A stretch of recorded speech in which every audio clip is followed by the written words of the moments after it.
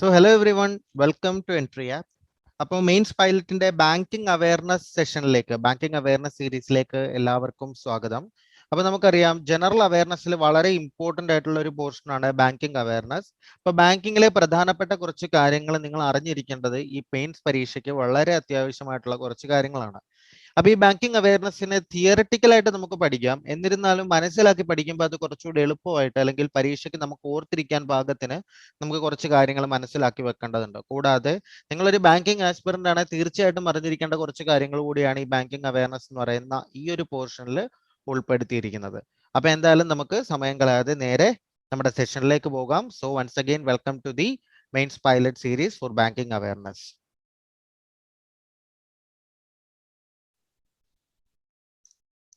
So നമ്മൾ ആദ്യം നോക്കാൻ പോകുന്നത് റിസർവ് ബാങ്ക് ഓഫ് ഇന്ത്യയെ പറ്റിയിട്ടാണ്. RBI എന്നറിയാം അല്ലെ, റിസർവ് ബാങ്ക് ഓഫ് ഇന്ത്യ. അപ്പൊ ഈ റിസർവ് ബാങ്ക് ഓഫ് ഇന്ത്യ നമ്മൾ ബാങ്കുകളെ പറ്റി പഠിക്കുന്നതിന് മുന്നേ നമ്മൾ അറിഞ്ഞിരിക്കേണ്ടതാണ് റിസർവ് ബാങ്ക് ഓഫ് ഇന്ത്യ എന്താണ്, അതിന്റെ ഇമ്പോർട്ടന്റ് ആയിട്ടുള്ള കുറച്ച് പോയിന്റ്സ്. അപ്പൊ ഈ റിസർവ് ബാങ്ക് ഓഫ് ഇന്ത്യയുടെ എസ്റ്റാബ്ലിഷ്മെന്റിനെ പറ്റിയിട്ട് നമുക്ക് ആദ്യം പഠിക്കാം. What is establishment? എസ്റ്റാബ്ലിഷ്മെന്റ് എന്ന് പറഞ്ഞാൽ ആദ്യം അറിയേണ്ടത് ഈ റിസർവ് ബാങ്ക് ഓഫ് ഇന്ത്യ എന്ന് പറഞ്ഞാൽ എല്ലാ രാജ്യങ്ങൾക്കും ഓരോ കൺട്രീസിനും ഒരു അപ്പെക്സ് ബാങ്ക് അല്ലെങ്കിൽ സെൻട്രൽ ബാങ്ക് ഉണ്ടാവും. അതായത് ബാങ്കിനെയൊക്കെ കൺട്രോൾ ചെയ്യുന്ന അല്ലെങ്കിൽ അവിടുത്തെ ഫൈനാൻഷ്യൽ സിസ്റ്റം തന്നെ കൺട്രോൾ ചെയ്യുന്ന ഒരു അപ്പെക്സ് ബാങ്ക് അല്ലെങ്കിൽ സെൻട്രൽ ബാങ്ക്. അപ്പൊ അതേപോലെ തന്നെ നമ്മുടെ ഇന്ത്യയുടെ അപ്പെക്സ് അല്ലെങ്കിൽ സെൻട്രൽ ബാങ്ക് ആണ് ഈ റിസർവ് ബാങ്ക് ഓഫ് ഇന്ത്യ എന്ന് പറയുന്നത്. അപ്പൊ ഇത് വന്നത് ബ്രിട്ടീഷുകാരുടെ സമയത്താണ്. 1935 ഇതിന്റെ എസ്റ്റാബ്ലിഷ്മെന്റ് നടക്കുന്നത്. ഇത് ഹിൽട്ടൺ ആൻഡ് യങ്, ഇവിടെ രണ്ട് പേര് നിങ്ങൾക്ക് കാണാൻ പറ്റും. ഇവര് John Hilton and young commission എന്നാ പറയുന്നത്. John Hilton and young commission എന്നാണ് പറയുന്നത്. ഇവരെ നമുക്ക് വേറൊരു പേരിലൂടെ ഇവർ അറിയപ്പെടുന്നുണ്ട്. അതായത് റോയൽ കമ്മീഷൻ ഓൺ, നോട്ട് ചെയ്ത് വെച്ചോണം ഇതെല്ലാം, royal commission on Indian currency and finance. Currency and finance. ഇവരെ എന്താ ഇങ്ങനെ വിളിക്കുന്നതെന്ന് പറഞ്ഞു കഴിഞ്ഞാൽ, നമ്മുടെ റിസർവ് ബാങ്ക് ഓഫ് ഇന്ത്യ ഒക്കെ ഉണ്ടാകുന്നതിന് മുന്നേ, അതായത് ഈ ജന്മിത്ത കാലഘട്ടത്തിലെ ബാങ്കുകൾ അവരുടെ പേഴ്സണൽ ബെനിഫിറ്റിന് പാവങ്ങളുടെ ഒരുപാട് പൈസ ഇങ്ങോട്ട് മേടിച്ചുകൊണ്ട് നടത്തിയ ബാങ്കുകളായിരുന്നു അതിന് മുന്നേ ഉണ്ടായിരുന്നത്. അപ്പൊ ആ ഒരു സിസ്റ്റം മാറ്റി എല്ലാവർക്കും ഈക്വൽ ആയിട്ട് ഈ ഒരു ബാങ്കിങ് സർവീസ്, അതായത് ലോൺസും കാര്യങ്ങളും എല്ലാം കിട്ടാൻ വേണ്ടിയിട്ട് ഈ ഹിൽട്ടണും യങ്ങും കൂടിയിട്ട് അതിനു വേണ്ടി ഒരു പഠനം നടത്തി. അങ്ങനെ നിരന്തരമായ പഠനത്തിന് ശേഷം ഇവരൊരു ബില്ല് മുന്നോട്ട് വെച്ചു. ബില്ലിലേക്കുള്ള ഒരു സജഷൻ മുന്നോട്ട് വെച്ചതാണ് ഈ പറയുന്ന റിസർവ് ബാങ്ക് ഓഫ് ഇന്ത്യയുടെ എസ്റ്റാബ്ലിഷ്മെന്റ് വേണം, ബാങ്കിനെ എല്ലാം കൺട്രോൾ ചെയ്യാൻ ഒരു അപ്പെക്സ് ബോഡി വേണം എന്നുള്ളത്. അപ്പൊ അതുകൊണ്ടാണ് അവരെ ഇന്ത്യൻ കറൻസി ആൻഡ് ഫിനാൻസിന്റെ റോയൽ കമ്മീഷൻ എന്ന് വിളിക്കുന്നത്. അത് ജോൺ ഹിൽട്ടണും യങ്ങും കൂടി ചേർന്നാണ് അത് നടത്തിയത്. അതുകൊണ്ടാണ് ഇവരെ John Hilton and young commission എന്നും പറയുന്നത്. അപ്പൊ ഇവരുടെ രണ്ടുപേരുടെയും റെക്കമെൻഡേഷൻ പ്രകാരം 1934 RBI ആക്ട് വന്നു. 1934 RBI ആക്ട് പാസ്സാക്കി. ആ ആക്ട് ബേസിസിൽ 1935 ഏപ്രിൽ 1 ഫൈനാൻഷ്യൽ ഇയറിന്റെ സ്റ്റാർട്ടിങ്ങിലാണ് reserve bank of India establish ചെയ്യുന്നത്. അതായത് ബ്രിട്ടീഷുകാരുടെ സമയത്താണ് ഈ പറയുന്ന റിസർവ് ബാങ്ക് ഓഫ് ഇന്ത്യ ഇവിടെ നിലവിൽ വരുന്നത്. ഓക്കെ, ഇനി 1949 1949 ജാനുവരി 1 നമ്മുടെ ഇയറിന്റെ സ്റ്റാർട്ടിങ്ങിൽ നാഷണലൈസേഷൻ സംഭവിച്ചു. അത് നമുക്കറിയാം, ഫ്രീഡം സ്വാതന്ത്ര്യം കിട്ടിയ വർഷത്തിന് ശേഷമാണ് ഈ 49 എന്ന് പറയുന്നത്. അപ്പൊ അതുകൊണ്ട് തന്നെ അത് ഇന്ത്യയുടെ ഭാഗമാക്കി, ഇന്ത്യൻ ഗവൺമെന്റിന്റെ ഭാഗമാക്കി. അതാണ് നാഷണലൈസേഷൻ എന്ന് പറയുന്നത്. അപ്പൊ ഈ നാഷണലൈസേഷൻ നടന്ന വർഷമാണ് 1949 ജാനുവരി 1 എന്ന് പറയുന്നത്. 2 വർഷവും ഓർത്തിരുന്നോളുക. 1935 ഏപ്രിൽ 1 എസ്റ്റാബ്ലിഷ് ചെയ്തു. 1949 ജാനുവരി 1 നാഷണലൈസേഷൻ നടന്നു. സോ ഇതാണ് റിസർവ് ബാങ്ക് ഓഫ് ഇന്ത്യയുടെ എസ്റ്റാബ്ലിഷ്മെന്റിനെ പറ്റിയിട്ടും അതിനുശേഷം അത് എങ്ങനെയാണ് ഇന്ത്യൻ ഗവൺമെന്റിന്റെ കയ്യിൽ വന്നത് എന്നുള്ളതിനെ പറ്റിയിട്ടുമുള്ള ഡീറ്റെയിൽസ് എന്ന് പറയുന്നത്. ഇനി റിസർവ് ബാങ്ക് ഓഫ് ഇന്ത്യയുടെ സ്ട്രക്ചർ നമുക്ക് നോക്കാം. റിസർവ് ബാങ്ക് ഓഫ് ഇന്ത്യയിൽ ഗവർണേഴ്സ്, ഡെപ്യൂട്ടി ഗവർണേഴ്സ്, ഡയറക്ടേഴ്സ് എന്നിങ്ങനെയാണ് മെയിൻ ആയിട്ടുള്ള പ്രധാന പോസ്റ്റുകൾ. അതായത് ഒരു ഗവർണർ ഉണ്ടാവും, ആ ഗവർണറിന് താഴെ 4 ഡെപ്യൂട്ടി ഗവർണേഴ്സ് ഉണ്ടാവും. 1 2 3 4 4 ഡെപ്യൂട്ടി ഗവർണേഴ്സും ഇവരുടെ താഴെ 15 ഡയറക്ടേഴ്സും ഉണ്ടാവും. ഇതാണ് മെയിൻ ആയിട്ടുള്ള ഒരു ബോഡി, അതായത് ഈ റിസർവ് ബാങ്ക് ഓഫ് ഇന്ത്യയുടെ സ്ട്രക്ചർ എന്ന് പറയുന്നത്. ഇനി ഇതിനകത്തൊരു പ്രത്യേകതയുണ്ട്. ഈ ഡെപ്യൂട്ടി ഗവർണേഴ്സിനെ എങ്ങനെയാണ് സെലക്ട് ചെയ്യുക എന്നുള്ളത് അറിഞ്ഞിരിക്കണം. ഇതിനകത്ത് 2 ഡെപ്യൂട്ടി ഗവർണേഴ്സ് 1ഉം 2ഉം ഈ 2 ഡെപ്യൂട്ടി ഗവർണേഴ്സിനെ RBIയുടെ എക്സിക്യൂട്ടീവ് ഡയറക്ടർ ബോഡിയിൽ നിന്ന് തന്നെയാണ് സെലക്ട് ചെയ്യുക. അതായത് എക്സിക്യൂട്ടീവ് ഡയറക്ടർ ബോഡിയിൽ നിന്നാണ് ഈ 2 പേരെ സെലക്ട് ചെയ്യുക. 4 ഡെപ്യൂട്ടി ഗവർണർ ഉള്ളതിൽ 2 പേര്. ഇനി ബാക്കി 2 പേരുണ്ടല്ലോ, അതിൽ ഒരാളെ നോമിനേറ്റ് ചെയ്യുവാണ്. അതായത് ഏതെങ്കിലും ഒരു പബ്ലിക് സെക്ടർ ബാങ്കിന്റെ ചെയർപേഴ്സൺ ആയിട്ടുള്ള ഒരാളെ ഇവിടേക്ക് നോമിനേറ്റ് ചെയ്യും. അപ്പൊ അങ്ങനെയുള്ള ഒരാളായിരിക്കും ഈ 3ാമത്തെ ഡെപ്യൂട്ടി ഗവർണർ ആയിട്ട് വരിക. ഇനി 4ാമത്തെ ആളെന്ന് പറഞ്ഞു കഴിഞ്ഞാൽ ഒരു ചീഫ് എക്കണോമിസ്റ്റ് ആയിരിക്കും. ഇന്ത്യയുടെ ഒരു ചീഫ് എക്കണോമിസ്റ്റ് ആയിരിക്കും ഈ 4ാമത്തെ ഡെപ്യൂട്ടി ഗവർണർ. അപ്പൊ എന്ത് കൃത്യമായ ഒരു സ്ട്രക്ചർ ആണെന്ന് നിങ്ങൾ നോക്കിക്കേ. RBIയിൽ തന്നെ പരിചയസമ്പത്തുള്ള വർക്ക് ചെയ്ത് പരിചയമുള്ള 2 പേരാണ് ഡെപ്യൂട്ടി ഗവർണേഴ്സിലെ 2 പേര് 50%. ദെൻ ഒരാൾ മറ്റു PSBയിൽ വർക്ക് ചെയ്ത് അവിടുത്തെ എക്സ്പീരിയൻസ് ഉള്ള ഒരാളും എന്റെ ചെയർമാൻ ആണ്, ആലോചിച്ചോണം. 4ാമത്തെ ആള് ഇന്ത്യയിലെ ഒരു ചീഫ് എക്കണോമിസ്റ്റ്, എക്കണോമി കൈകാര്യം ചെയ്യാൻ പറ്റുന്ന ഒരാളുമായിരിക്കും ഈ 4 ഡെപ്യൂട്ടി ഗവർണേഴ്സ് എന്ന് പറയുന്നത്. ഇനി അവരുടെ താഴെയാണ് ഈ 15 ഡയറക്ടർ ബോർഡ് ഉള്ളത്. അപ്പൊ ഇവരെ നമ്മൾ എക്സ് ഒഫീഷ്യോ മെമ്പേഴ്സ് എന്നൊക്കെ നമുക്ക് വിളിക്കാം, കേട്ടിട്ടുണ്ടായിരിക്കും നിങ്ങൾ അങ്ങനെയൊക്കെ. സോ ഇനി ഓണർഷിപ്പും ഷെയറുമാണ് നമുക്ക് നോക്കാനുള്ളത്. 100% റിസർവ് ബാങ്ക് ഓഫ് ഇന്ത്യയുടെ ഷെയർ ഇന്ത്യൻ ഗവൺമെന്റിന്റെ കയ്യിൽ തന്നെയാണ്. ഇന്ത്യൻ ഗവൺമെന്റ് ആണ് 100% ഷെയർ. മറ്റൊരാൾക്ക് പോലും റിസർവ് ബാങ്ക് ഓഫ് ഇന്ത്യയിൽ 1% അല്ലെങ്കിൽ 0.001% ഷെയർ പോലും ഇല്ല എന്നുള്ളത് നോട്ട് ചെയ്ത് വെക്കുക. 100% ഷെയർ ഇന്ത്യൻ ഗവൺമെന്റിന്റെ തന്നെയാണ്. ഇനി ഇന്ത്യയിലൊട്ടാകെ ബ്രാഞ്ചസിന്റെ കാര്യം നോക്കിയാൽ 4 ലോക്കൽ ബോഡീസ് ഉണ്ട്. 4 ലോക്കൽ ബോഡി എന്ന് പറഞ്ഞാൽ ഇന്ത്യയുടെ ഓരോ റീജിയണിലും, അതായത് northern region, eastern region, southern region, western region എന്നിങ്ങനെയുള്ള 4 റീജിയൻസ്. അപ്പം നോർത്തേൺ റീജിയണിൽ ഡൽഹിയിലാണ്. ഇന്ത്യയുടെ 4 റീജിയൻസ് ആണ്.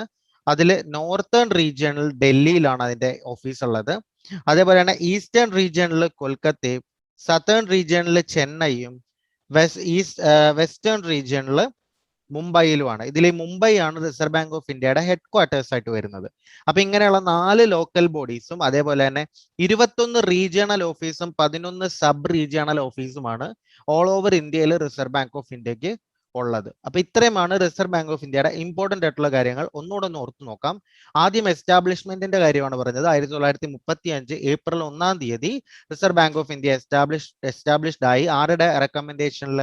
ജോൺ ഹിൽട്ടൺ യങ് എന്ന് പറയുന്ന 2 പേരുടെ, അഥവാ royal commission on Indian currency and finance എന്ന് പറയുന്ന 2 പേരുടെ റെക്കമെൻഡേഷൻ പ്രകാരം, ആ ഒരു കമ്മീഷന്റെ റെക്കമെൻഡേഷൻ പ്രകാരമാണ് എസ്റ്റാബ്ലിഷ്ഡ് ആയത്. അതിനുശേഷം 1949 ജാനുവരി 1-ാം തീയതി അത് ഇന്ത്യൻ ഗവൺമെന്റിന്റെ ഭാഗമായി. സ്ട്രക്ചർ നോക്കുവാണെങ്കിൽ ഗവർണർ, 4 ഡെപ്യൂട്ടി ഗവർണർ, 15 ഡയറക്ടർ എന്നിങ്ങനെയാണ് അതിന്റെ ഒരു ബോർഡ് നിൽക്കുന്നത്. ഓണർഷിപ്പ് 100% ഇന്ത്യൻ ഗവൺമെന്റിന്റെ കയ്യിൽ തന്നെയാണ്. ഓൾ ഓവർ ഇന്ത്യയിൽ 4 ലോക്കൽ ബോഡി, 21 റീജിയണൽ ഓഫീസും 11 സബ് റീജിയണൽ ഓഫീസുമാണ് റിസർവ് ബാങ്ക് ഓഫ് ഇന്ത്യക്ക് ഓൾ ഓവർ ഇന്ത്യ ഉള്ള ബ്രാഞ്ചസ് അല്ലെങ്കിൽ ആ ഒരു ഓഫീസസ് എന്ന് പറയുന്നത്. സോ ഇത്രയുമാണ് റിസർവ് ബാങ്ക് ഓഫ് ഇന്ത്യയുടെ ഇമ്പോർട്ടന്റ് ആയിട്ടുള്ള പോയിന്റ്സ്. ഇനി നമുക്ക് റിസർവ് ബാങ്ക് ഓഫ് ഇന്ത്യയുടെ ഫംഗ്ഷൻസിലേക്ക് പോകാം. കുറച്ച് ഫംഗ്ഷൻസ് ഉണ്ട് റിസർവ് ബാങ്ക് ഓഫ് ഇന്ത്യയിൽ, വളരെ ഇമ്പോർട്ടന്റ് ആണ്. അതിൽ ഏറ്റവും ഇമ്പോർട്ടന്റ് ആയിട്ടുള്ള ഫംഗ്ഷൻ ആണ് issuance of currency. Currency issue ചെയ്യാനുള്ള അധികാരം റിസർവ് ബാങ്ക് ഓഫ് ഇന്ത്യക്ക് മാത്രമേ ഉള്ളൂ. നമുക്ക് ഈ ഓരോ ഓരോ ഫംഗ്ഷനും പ്രത്യേകം എടുത്ത് പഠിക്കാനുണ്ട്. അപ്പൊ ആദ്യം നമുക്ക് ഫംഗ്ഷൻ എന്തൊക്കെയാണെന്ന് നോക്കാം, അതിനുശേഷം നമുക്ക് ഓരോ ഫംഗ്ഷൻസിലേക്ക് പോകാം. അപ്പം ഇഷ്യൂവൻസ് ഓഫ് കറൻസി ആണ് ആദ്യത്തെ ഫംഗ്ഷൻ. ഇനി ബാങ്കർ ടു ദി ഗവൺമെന്റ് എന്ന് പറയുമ്പോൾ 2 ഗവൺമെന്റ് ഉണ്ട്, സെൻട്രൽ ഗവൺമെന്റും ഉണ്ട്, സ്റ്റേറ്റ് ഗവൺമെന്റും ഉണ്ട്. ഇവർക്ക് 2 പേരുടെയും ബാങ്കറായിട്ട് ആക്ട് ചെയ്യുന്നുണ്ട്. അതെങ്ങനെയാണെന്നൊക്കെ നമുക്ക് വഴിയെ നോക്കാം. ബാങ്കർ ടു ദി ബാങ്ക്, ബാങ്കുകളുടെ ബാങ്ക് എന്നറിയപ്പെടുന്നതും റിസർവ് ബാങ്ക് ഓഫ് ഇന്ത്യ ആണ്.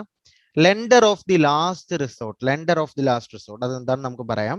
കൺട്രോളർ ഓഫ് ക്രെഡിറ്റ് കൺട്രോൾ ചെയ്യുന്നു. ഫോറിൻ എക്സ്ചേഞ്ച് കൺട്രോൾ ചെയ്യുന്നു. Regulator and supervisor, regulatory and supervisory functions ഒരുപാടുണ്ട് റിസർവ് ബാങ്ക് ഓഫ് ഇന്ത്യക്ക്. ഇനി പ്രൊമോഷണൽ ആൻഡ് ഡെവലപ്മെന്റ് ഫംഗ്ഷൻസും റിസർവ് ബാങ്ക് ഓഫ് ഇന്ത്യയുടെ ഫംഗ്ഷൻസിൽ പെടുന്ന കാര്യം തന്നെയാണ്. അങ്ങനെ മെയിൻ ആയിട്ടും 8 ഫംഗ്ഷൻസ് ആണ് റിസർവ് ബാങ്ക് ഓഫ് ഇന്ത്യ കൈകാര്യം ചെയ്യുന്നത്. ആ 8 ഫംഗ്ഷൻസ് ആണ് issuance of currency, banker to the government, banker to the bank, lender of the last resort, controller of credit, foreign exchange, regulator and supervisor, promotion and development functions. അപ്പൊ ഇത്രയും കാര്യങ്ങളാണ് reserve bank of ഇന്ത്യയുടെ important ആയിട്ടുള്ള functions വരുന്നത്. ഇനി ഇതിൽ നമുക്ക് ഓരോ ഫംഗ്ഷനും എന്താണെന്ന് കൃത്യമായിട്ട് നമുക്ക് മനസ്സിലാക്കി പഠിക്കാനുണ്ട്. അപ്പൊ നമുക്ക് ആദ്യത്തെ ഫംഗ്ഷൻ ആയിട്ടുള്ള ഇഷ്യൂവൻസ് ഓഫ് കറൻസിയിലേക്ക് പോകാം. കറൻസി എന്ന് പറയുമ്പോൾ എന്താണ്? What you mean by currency? Currency എന്ന് പറഞ്ഞാൽ നമുക്കറിയാം, നമ്മുടെ 1 രൂപ നാണയം മുതൽ ഇന്ന് നിലവിലുള്ള 2000 രൂപ നോട്ട് വരെയുള്ളത് നമ്മുടെ കറൻസി വിഭാഗത്തിലാണ് പെടുത്തുന്നത്. ശരിയല്ലേ? 1 രൂപ നോട്ട് മുതൽ 2000 രൂപ വരെയുള്ള നോട്ട്. അപ്പൊ അത്രയുമാണ് നമ്മൾ കറൻസി എന്ന് പറഞ്ഞ് കാണുന്നത്. ഇനി ഈ കറൻസി ആൾക്കാരുടെ കയ്യിലേക്ക് എത്തിക്കുന്നത് റിസർവ് ബാങ്ക് ഓഫ് ഇന്ത്യ ആണ് എന്ന് പറഞ്ഞു. ഇതിനകത്തൊരു ഇമ്പോർട്ടന്റ് ആയിട്ടുള്ള കാര്യം ശ്രദ്ധിക്കാനുള്ളത്, റിസർവ് ബാങ്ക് ഓഫ് ഇന്ത്യ ഞാൻ പറഞ്ഞു 1 മുതൽ 2000 എന്ന് പറഞ്ഞില്ലേ, ഇതില് ഈ 1 രൂപ നോട്ട് മാറ്റിയേക്കണം. 1 രൂപ നോട്ട് ഒരിക്കലും റിസർവ് ബാങ്ക് ഓഫ് ഇന്ത്യയുടെ അണ്ടറിലുള്ള അല്ലെങ്കിൽ പവറിലുള്ള കാര്യമല്ല. ഈ 1 റുപ്പി കോയിൻ എന്ന് പറയുന്നത് ഫൈനാൻസ് മിനിസ്ട്രിയുടെ അണ്ടറിലുള്ളതാണ്. ഫൈനാൻസ് മിനിസ്ട്രിയുടെ അണ്ടറിലുള്ളതാണ്. അതുകൊണ്ട് തന്നെ റിസർവ് ബാങ്കിന്റെ കറൻസി സ്റ്റാർട്ട് ചെയ്യുന്നത് 2 രൂപയിൽ നിന്ന് 10,000 രൂപ വരെയാണ്. 10,000 രൂപയുടെ നോട്ട് ഇല്ലാത്തത് കൊണ്ട് തന്നെയാണ് അതുവരെ അടിക്കാനുള്ള ആ ഒരു പവർ റിസർവ് ബാങ്ക് ഓഫ് ഇന്ത്യക്ക് ഉണ്ട് എന്നുള്ളതാണ് ഇതിലൂടെ സൂചിപ്പിക്കുന്നത്. ഇപ്പം മാക്സിമം വന്നിട്ടുള്ളത് 2000ന്റെ നോട്ടാണ്. 10,000 വരെ അടിക്കാനുള്ള ആ ഒരു പവർ റിസർവ് ബാങ്ക് ഓഫ് ഇന്ത്യക്ക് ഉണ്ട്. ഇനി ഈ RBI ആക്ടിന്റെ കാര്യം പറഞ്ഞില്ലായിരുന്നു, reserve bank of India act. ഈ റിസർവ് ബാങ്ക് ഓഫ് ഇന്ത്യ ആക്ടില് നമ്മൾ അതിന്റെ സെക്ഷൻ 22 നോക്കിയാൽ, സെക്ഷൻ 22 നോക്കിയാൽ നമുക്ക് മനസ്സിലാവും RBI is the authority to issue currency notes എന്ന് കാണാം. അതായത് RBIക്ക് മാത്രമേ ഈ ഒരു പവർ അതിനകത്ത് നൽകിയിട്ടുള്ളൂ എന്നത് RBI ആക്ടിന്റെ സെക്ഷൻ 22 കൃത്യമായിട്ട് പറഞ്ഞിട്ടുണ്ട്. ഇനിയും ഈ കറൻസി എങ്ങനെയാ തിരിച്ചറിയുക? അതിനകത്ത് ആരുടെ സൈൻ ഉണ്ടാവും? സെൻട്രൽ ബാങ്ക് ഗവർണറിന്റെ സൈൻ ഉണ്ടാവും. ഗവർണറിന്റെ സൈനോട് കൂടി മാത്രമായിരിക്കും കറൻസീസ് പ്രിന്റ് ചെയ്ത് വരിക. അപ്പൊ ഇത്രയും കാര്യം ഇമ്പോർട്ടന്റ് ആയിട്ട് ശ്രദ്ധിക്കുക. ഒന്നുകൂടെ റീകളക്ട് ചെയ്യാം. RBI ആക്ടിന്റെ സെക്ഷൻ 22 പ്രകാരമാണ് കറൻസി ഇഷ്യൂ ചെയ്യാനുള്ള അധികാരം RBIക്ക് രേഖപ്പെടുത്തിയിരിക്കുന്നത്. ഇനി ഏത് കറൻസിയാണ്? 2 രൂപ മുതൽ 10,000 രൂപ വരെയുള്ള കറൻസി അച്ചടിക്കാനുള്ള പവറാണ് റിസർവ് ബാങ്ക് ഓഫ് ഇന്ത്യക്ക് ഈ ഒരു ഫംഗ്ഷനിലൂടെ അല്ലെങ്കിൽ ഈ ഒരു ആക്ട് പ്രകാരം അല്ലെങ്കിൽ അതിന്റെ സെക്ഷൻ 22 പ്രകാരം നൽകിയിരിക്കുന്നത് എന്നുള്ളത് കൃത്യമായിട്ടുള്ള കാര്യം. ഇനി നമുക്ക് കറൻസിയിലേക്ക് തന്നെ തിരിച്ചു വരാം. നമുക്കൊരു നോട്ട്, ഈ ഒരു നോട്ടിന് 2 തരം വാല്യൂസ് ഉണ്ട്. 2 വാല്യൂസ് ഉണ്ട്. അതെന്തൊക്കെയാ? ഒന്നാമത്തെ ഫേസ് വാല്യൂ, രണ്ടാമത്തെ ഇൻട്രിൻസിക് വാല്യൂ. 2 തരം വാല്യൂസ് ആണ് ഒരു കറൻസിക്കുള്ളത്. ഇനി ഈ ഫേസ് വാല്യൂവും ഇൻട്രിൻസിക് വാല്യൂവും എന്താണ് എന്നുള്ളത് നമ്മൾ മനസ്സിലാക്കണം. ഫേസ് വാല്യൂ എന്ന് പറഞ്ഞു കഴിഞ്ഞാൽ നിങ്ങൾക്കറിയാം, ഓട്ടോമാറ്റിക്കലി നമുക്ക് ആ ഒരു എന്താ പറയുന്നത്, ആ നോട്ടിൽ എഴുതിയിരിക്കുന്ന വില എത്രയാണോ, ഇപ്പൊ 10 രൂപ നോട്ടാണെങ്കിൽ ആ 10 എന്നുള്ളതായിരിക്കും അതിന്റെ ഫേസ് വാല്യൂ എന്ന് പറയുന്നത്. ഈ 10 ആയിരിക്കും ഇതിന്റെ ഫേസ് വാല്യൂ എന്ന് പറയുന്നത്. ഇനി ഇൻട്രിൻസിക് വാല്യൂ എന്ന് പറയുമ്പോൾ ഈ പേപ്പറിന്റെ വില. ഓക്കെ, പേപ്പറിന്റെ വില കോയിൻ ആവുമ്പോൾ, ഇപ്പൊ 5 രൂപ കോയിൻ ആവുമ്പം ഈ 5 രൂപ കോയിന് വെച്ചിരിക്കുന്ന മെറ്റലിന് ഒരു വാല്യൂ ഉണ്ട് അല്ലേ? അപ്പൊ ആ മെറ്റൽ അല്ലെങ്കിൽ ആ മെറ്റീരിയലിന്റെ വിലയാണ് ഇൻട്രിൻസിക് വാല്യൂ എന്ന് പറയുന്നത്. അപ്പോൾ ഒരു നോട്ടിന് 2 തരം വാല്യൂസ് ആണുള്ളത്. ഒന്ന് അതിൽ രേഖപ്പെടുത്തിയിരിക്കുന്ന ഫേസ് വാല്യൂ, രണ്ടാമത്തേത് അതിന്റെ ഇൻട്രിൻസിക് വാല്യൂ. അപ്പം ഒരു നോട്ടിനെ പറ്റി നമ്മൾ ഇമ്പോർട്ടന്റ് ആയിട്ടുള്ള കാര്യത്തിലേക്ക് പോകാൻ പോവാണ്. ഇനി RBI ആക്ടിന്റെ തന്നെ സെക്ഷൻ 4 ഉണ്ട്. RBI ആക്ടിന്റെ തന്നെ സെക്ഷൻ 4 ഉണ്ട്. ഈ സെക്ഷൻ 4 ഒരു കാര്യം പറഞ്ഞിട്ടുണ്ട്. അതായത് ഈ നോട്ട്സ് ഉണ്ടല്ലോ, നമ്മളിപ്പോ പറഞ്ഞ കറൻസി, ഈ പറയുന്ന കറൻസി നോട്ട്സിനെ നമ്മൾ വേറൊരു പേര് വിളിക്കും. അതായത് ബെയറർ പ്രോമിസറി നോട്ട്സ് എന്ന് വിളിക്കും. ബെയറർ പ്രോമിസറി നോട്ട്സ് എന്ന് വിളിക്കും. അപ്പൊ എന്തുകൊണ്ടാണ് ബെയറർ പ്രോമിസറി നോട്ട്സ് എന്ന് വിളിക്കുന്നത്? നിങ്ങളുടെ ആരുടെയെങ്കിലും കയ്യിൽ ഒരു കറൻസി ഉണ്ടെങ്കിൽ ആ കറൻസി എടുത്ത് കയ്യിൽ വെക്കുക. എന്നിട്ട് ഞാൻ പറയുന്ന കാര്യം ഒന്ന് ശ്രദ്ധിക്കുക. ആ കറൻസിയിൽ നിങ്ങൾക്കൊരു സെന്റൻസ് കാണാൻ പറ്റും. അതായത് I promise to pay the bearer എന്ന് തുടങ്ങിയിട്ടൊരു സെന്റൻസ്, അതിന്റെ താഴെയാണ് ഗവർണർ സൈൻ ചെയ്തിരിക്കുന്നത്. അപ്പൊ ഗവർണർ സൈൻ ചെയ്തിരിക്കുകയാണ് നിങ്ങൾക്ക് ഈ ഇതിൽ എഴുതിയിരിക്കുന്ന വാല്യൂ നിങ്ങൾക്ക് ഇതിനുണ്ടായിരിക്കും എന്നുള്ളത്. അതായത് പ്രോമിസ് ചെയ്ത് തരുവാണ്, മനസ്സിലായോ? അപ്പം നോട്ട്സ് പേയബിൾ ടു ബെയറർ ആണ് ഈ ബെയറർ പ്രോമിസറി നോട്ട്. ബെയറർ എന്ന് പറഞ്ഞു കഴിഞ്ഞാൽ ഇത് ആരാണോ ഉപയോഗിക്കുന്നത് അവരാണ് ബെയറർ. അപ്പം reserve bank of India governor നമുക്ക് തരുന്ന പ്രോമിസ് ആണ് ഈ ഒരു പേപ്പറിന് അല്ലെങ്കിൽ ഈ ഒരു കറൻസിക്ക് അതിന്റെ ആ ഫേസ് വാല്യൂനോട് വെച്ചുള്ള വാല്യൂ തന്നെ ഉണ്ട് എന്നുള്ളത്. I promise to pay the bearer a sum of rupees 100 അല്ലെങ്കിൽ 10 അല്ലെങ്കിൽ 50 അല്ലെങ്കിൽ 500 എന്നിങ്ങനെയായിരിക്കും ആ നോട്ട്സിൽ പല പല സെന്റൻസുകളായിട്ട് നിങ്ങൾക്ക് കാണാനായിട്ട് പറ്റുന്നത്. അപ്പം ഈ നോട്ട്സ് പേയബിൾ ടു ബെയറർ എന്ന് പറഞ്ഞല്ലോ, ബെയററിന് പേ ചെയ്യാൻ പറ്റുന്ന നോട്ട്സ്, ഇതെന്ന് പറഞ്ഞു കഴിഞ്ഞാൽ ഒരു എക്സ്ക്ലൂസീവ് മൊണോപ്പൊളിയാണ് ആർ ബി ഐയുടെ. എന്താണ് എക്സ്ക്ലൂസീവ് മൊണോപ്പൊളി? എക്സ്ക്ലൂസീവ് എന്ന് പറഞ്ഞാൽ നമുക്കറിയാം അവർക്ക് മാത്രമായിട്ടുള്ള, മൊണോപ്പൊളി എന്ന് പറഞ്ഞാൽ കുത്തക. അപ്പം എക്സ്ക്ലൂസീവ് മൊണോപ്പൊളി എന്ന് പറഞ്ഞാൽ ആർ ബി ഐക്ക് മാത്രമേ ഇത് ചെയ്യാൻ സാധിക്കുകയുള്ളൂ. അപ്പൊ ഇപ്പൊ ഇന്റർവ്യൂവിനൊക്കെ നിങ്ങളോട് ചോദിക്കുവാണ് what is the exclusive monopoly of R B I, എന്താണ് പറയണ്ടേ? Notes payable to bearer is the exclusive monopoly. ബെയറർക്ക് പ്രോമിസ് ചെയ്ത് പേ ചെയ്യാനുള്ള ആ ഒരു currency notes payable to bearer, അത് ആർ ബി ഐക്ക് മാത്രമുള്ള എക്സ്ക്ലൂസീവ് മൊണോപ്പൊളി ആണ് എന്നാണ് പറയുന്നത്. അപ്പൊ ഇനി ഇത്രയുമാണ് നമുക്ക് കറൻസിയെ പറ്റി പറയാനുള്ളത്. ഒന്നുകൂടെ റീകളക്ട് ചെയ്യാം. രണ്ട് വാല്യൂസ് ഉണ്ട്, ഫേസ് വാല്യൂം ഇൻട്രിൻസിക് വാല്യൂം. ഫേസ് വാല്യൂ എന്ന് പറഞ്ഞാൽ ആ നോട്ട്സിൽ എഴുതിയിരിക്കുന്ന നമ്പറിന്റെ വാല്യൂ, ദെൻ മറ്റേത് ആ നോട്ടിൽ ഉപയോഗിച്ചിരിക്കുന്ന മെറ്റീരിയലിന്റെ വാല്യൂ, ഇൻട്രിൻസിക് വാല്യൂ എന്ന് പറയുന്നത്. ഇനി ആർ ബി ഐയുടെ സെക്ഷൻ 4 പ്രകാരം ഈ കറൻസി നോട്ട്സിനെ ബെയറർ പ്രോമിസറി നോട്ട്സ് എന്ന് വിളിക്കാറുണ്ട്. അപ്പൊ ഈ ബെയറർ പ്രോമിസറി നോട്ട്സ് എന്ന് വിളിക്കുന്നതിനുള്ള കാരണമാണ് നമ്മൾ നേരത്തെ പറഞ്ഞ ഗവർണർ പ്രോമിസ് ചെയ്ത് തരുവാണ്, I promise to pay the bearer sum of rupees 100 or 50 എന്നുള്ള രീതിയിൽ പറഞ്ഞതിനെ ബെയറർ പ്രോമിസറി നോട്ട്സ് എന്ന് വിളിക്കും. ഇനി ഈ നോട്ട്സ് പേയബിൾ ടു ബെയറർ എന്ന് പറയുന്നത് exclusive monopoly of R B I ആണ്. ആർ ബി ഐക്ക് മാത്രം ചെയ്യാൻ സാധിക്കുന്ന ഒന്നാണ് ഈ നോട്ട്സ് പേയബിൾ ടു ബെയറർ എന്ന് പറയുന്നത്. സോ ഇത്രയും കാര്യമാണ് നമുക്ക് ഇഷ്യൂവൻസ് ഓഫ് കറൻസിയുടെ മെയിൻ ആയിട്ടുള്ള കാര്യത്തിലേക്ക് വരുമ്പോൾ വരുന്നത്. ഇനി ഇതിന്റെ ഇഷ്യൂയിങ് ഉണ്ട്, ആ ഒരു സെക്ഷനിലോട്ട് നമുക്ക് പോവാം. അപ്പൊ ഈ കറൻസി എങ്ങനെയാണ് ഇഷ്യൂ ചെയ്യുക? അതായത് ഇപ്പം ആർ ബി ഐയിൽ ഇരിക്കുന്ന ഈ നോട്ട്സ് പല പല പല ബാങ്കിലേക്ക് എത്തണ്ടേ? അപ്പൊ എങ്ങനെയാണ് ഈ പല പല ബാങ്കിലേക്ക് എത്തുക? അത് ത്രൂ കറൻസി ചെസ്റ്റ് ആണ്. Currency chest. അപ്പൊ ഈ കറൻസി ചെസ്റ്റ് എന്ന് പറഞ്ഞാൽ നമുക്ക് തോന്നും ചിലപ്പോൾ അതൊരു ബോക്സ് ആണ് അല്ലെങ്കിൽ ഒരു പെട്ടിയാണ് എന്നൊക്കെ തോന്നും. എന്നാൽ കറൻസി ചെസ്റ്റ് എന്ന് പറഞ്ഞാൽ ഇങ്ങനത്തെ കാര്യങ്ങളൊന്നുമല്ല. ഇപ്പൊ നമ്മൾ എന്താ പറയുന്നത്, സ്റ്റേറ്റ് ബാങ്ക് ഓഫ് ഇന്ത്യയുടെ ഒരു ബ്രാഞ്ചിൽ നിങ്ങൾ പോയിട്ടുണ്ടെങ്കിൽ അതേപോലെ ഒരു ഇൻസ്റ്റിറ്റ്യൂഷണൽ ഫ്രെയിംവർക്ക് ആണ് ഈ കറൻസി ചെസ്റ്റ് എന്ന് പറഞ്ഞു കഴിഞ്ഞാൽ. അതായത് ഒരു ബ്രാഞ്ച് എന്ന് തന്നെ നമുക്ക് വേണേൽ പറയാം, ഒരു ബാങ്കിന്റെ ഒരു ബ്രാഞ്ച് തന്നെയാണ് കറൻസി ചെസ്റ്റ് ആയിട്ട് ആക്ട് ചെയ്യുന്നത്. അപ്പൊ കറൻസി ചെസ്റ്റും എന്ത് തന്നെയാണ്? It is also an institutional framework തന്നെയാണ് ഈ കറൻസി ചെസ്റ്റ് എന്ന് പറയുന്നത്. ഇനി ആർ ബി ഐ ക്യാഷിന്റെ, അതായത് റിസർവ് ബാങ്ക് ഓഫ് ഇന്ത്യ ഇരിക്കുന്ന cash, R B I cash എന്നാണ് അതിന് അന്നേരം പറയുന്നത്. ഈ ആർ ബി ഐ ക്യാഷിന്റെ അഡ്മിനിസ്ട്രേറ്റർ ആണ് ഈ പറയുന്ന കറൻസി ചെസ്റ്റ്.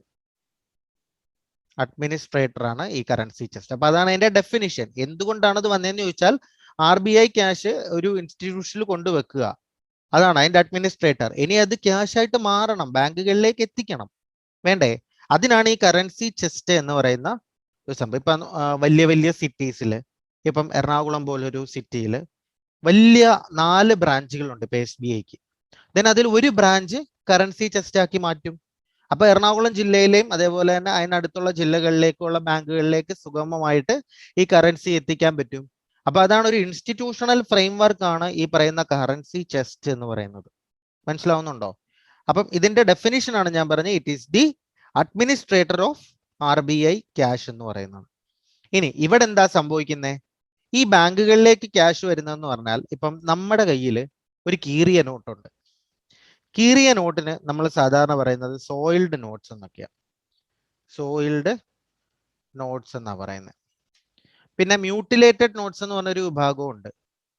മ്യൂട്ടിലേറ്റഡ് നോട്ട്സ്, ഈ 2 ഭാഗം ചേർത്ത് വെച്ച് ഒട്ടിക്കുക, അതിന്റെ ഇതൊന്നും തെളിയാതെ വരിക. അപ്പൊ അങ്ങനെ വരുന്ന നോട്ട്സുകൾ, ഇതൊന്നും നമുക്ക് ഉപയോഗശൂന്യമായ നോട്ടുകൾ, അതിനാണ് സോയിൽഡ് നോട്ട്സും മ്യൂട്ടിലേറ്റഡ് നോട്ട്സ് എന്നും പറയുന്നത്. അപ്പൊ ഈ പൈസ നമുക്ക് എക്സ്ചേഞ്ച് ചെയ്യണമെങ്കിൽ ഈ കറൻസി ചെസ്റ്റ് വഴി നടക്കും. അതായത് ഈ RBI ഈ കറൻസി ചെസ്റ്റ് വഴി ഈ സോയിൽഡ് നോട്ട്സും മ്യൂട്ടിലേറ്റഡ് നോട്ട്സും എടുത്തിട്ട് അതിന് പകരമുള്ള കറൻസി ഈ ബാങ്കുകൾക്ക് നൽകും. അതുകൊണ്ടാണ് നമ്മൾ ബാങ്കിൽ പോയിട്ട് ഈ കറൻസി നമ്മുടെ കയ്യിലുള്ള ചീത്തയായിട്ടുള്ള കറൻസി കൊടുക്കാൻ പറയുന്നത്. അതുകൊണ്ടാണ്. അപ്പൊ ആ ക്യാഷ് ഒക്കെ ഇങ്ങനെ ചെസ്റ്റ് വഴി എടുത്തിട്ട് നല്ല കറൻസി, അല്ലെങ്കിൽ ഇപ്പൊ 100 രൂപയുടെ ഒരു നോട്ടാണ് കീറി ഒട്ടിച്ചതെങ്കിൽ അതിന് പകരമായിട്ടുള്ള 100 രൂപ നമുക്ക് കറൻസി ചെസ്റ്റിൽ നിന്ന് തിരിച്ചു തരും. അപ്പൊ ഇങ്ങനെയാണ് ഈ കറൻസി ഇഷ്യൂ ഇങ്ങനെ നടക്കുക. ഇനി ഇപ്പൊ ഈ എന്തിന്റെ അഡ്മിനിസ്ട്രേറ്റർ ആണെന്നാ പറഞ്ഞേ? RBI ക്യാഷിന്റെ അഡ്മിനിസ്ട്രേറ്റർ ആണെന്നല്ലേ പറഞ്ഞേ? ഈ RBI ക്യാഷിൽ നിന്ന് പുറത്തെടുത്ത് അത് ബാങ്കിലേക്ക് എത്തുമ്പോൾ, ഈ RBI ഇവിടെ ഇരിക്കുമ്പോഴാണ് അത് RBI ക്യാഷ് ആവുന്നത്. അതിന് ഈ ബാങ്കിലേക്ക് എത്തുമ്പോൾ അത് എന്താകുമെന്ന് അറിയാവോ? ബാങ്ക് ക്യാഷ് ആവും. അതുകൊണ്ടാണ് ഈ ക്യാഷ് ആർക്കും ഉപയോഗിക്കാൻ പറ്റത്തില്ല. ഇതിന്റെ കറൻസി സീരീസ് എല്ലാം നോട്ട് ഡൗൺ ചെയ്തിട്ടുണ്ടായിരിക്കും. അപ്പൊ ഈ എന്താ പറയുന്നത്, കൊണ്ടുവരുന്ന വഴിക്കൊക്കെ കളവ് പോയി കഴിഞ്ഞാൽ അവർക്ക് അറിയാൻ വേണ്ടിയിട്ടാണ്. അത് RBI ക്യാഷ് എന്നറിയപ്പെടും. അതിനൊരു പ്രത്യേകം കാര്യങ്ങളൊക്കെ ഉണ്ടാവും. അത് ആ ഒരു ഇതിൽ നിന്ന് ബാങ്കിലേക്ക് എത്തിക്കഴിഞ്ഞാൽ മാത്രമാണ് അത് ബാങ്ക് ക്യാഷ് എന്ന് അറിയപ്പെടുക. മനസ്സിലായോ? അപ്പൊ ഒരു ബാങ്കിന്റെ ഏത് ബ്രാഞ്ചും നമുക്ക് ഈ കറൻസി ചെസ്റ്റ് ആകാം എന്നുള്ളത് ഓർത്തിരിക്കുക. ഓക്കെ. ഇനി ഞാൻ ഈ പറഞ്ഞ 2 തരം നോട്ട്സുകൾ അവിടെ പോയിട്ട് നിങ്ങൾക്ക് മാറ്റിയെടുക്കാവുന്നതുമാണ്. അപ്പം സോയിൽഡ് നോട്ട്സ് എന്താണെന്ന് ചിലപ്പോൾ ചോദിക്കാം, മ്യൂട്ടിലേറ്റഡ് നോട്ട്സ് എന്താണെന്ന് ചോദിക്കാം, കറൻസി ചെസ്റ്റ് എന്താണെന്ന് ചോദിക്കാം, RBI ക്യാഷ് ബാങ്ക് ക്യാഷ് ആവുന്നത് എപ്പോഴാണെന്ന് ചോദിക്കാം.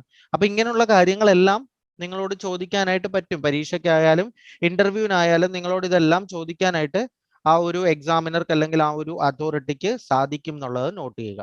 അപ്പൊ ഇതാണ് നമ്മുടെ ഒന്നാമത്തെ ഫംഗ്ഷൻ. ഒന്നുകൂടെ ഒന്ന് റീകളക്ട് ചെയ്യാം കാര്യങ്ങൾ. ഇഷ്യൂവൻസ് ഓഫ് കറൻസി ആണ് പറഞ്ഞത്. ഈ ഇഷ്യൂവൻസ് ഓഫ് കറൻസി ആദ്യം തന്നെ നിങ്ങൾ ഓർത്തിരിക്കേണ്ടത് സെക്ഷൻ 22 ഓഫ് RBI ആക്ട് ആണ്. Okay, section 22 of RBI. ഈ ആക്ട് പ്രകാരമാണ് കറൻസി ഇഷ്യൂ ചെയ്യാനുള്ള അധികാരം RBIക്ക് കൊടുത്തിരിക്കുന്നത്. 2 രൂപ മുതൽ 10,000 രൂപ വരെയുള്ള നോട്ട്സ് പ്രിന്റ് ചെയ്യാനുള്ള അധികാരം ആർക്കുണ്ട്?